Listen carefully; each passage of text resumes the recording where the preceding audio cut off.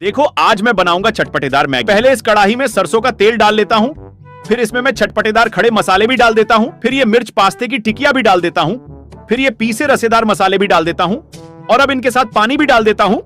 पानी डालने के बाद इसमें कोका कोला भी डाल देता हूँ और फिर मैं नमक भी डाल देता हूँ। फिर मैं इसमें मैगी का रसेदार मसाला भी डाल देता हूँ और फिर मैं इसमें हरी पत्तेदार गोभी के पत्ते भी डाल देता हूँ। फिर इसमें चिविंगी भी डाल देता हूँ और फिर मैं इसको ढक देता हूँ 5 मिनट के लिए। और अब मैं इसमें बहुत सारी मैगी भी डाल देता हूँ। इसमें सभी चीजें डालने के बाद मैं इसे अच्छे से ढक देता हूँ। पर दोस्त, आपने लाइक और सब्सक्राइब नहीं किया है तो जल्दी से कर दीजिए, आपकी बड़ी ही कृपा होगी। चलो, हमारी टेस्टीदार मैगी बन गई। अब हम सभी इसे अच्छे से दबा के खा लेते हैं।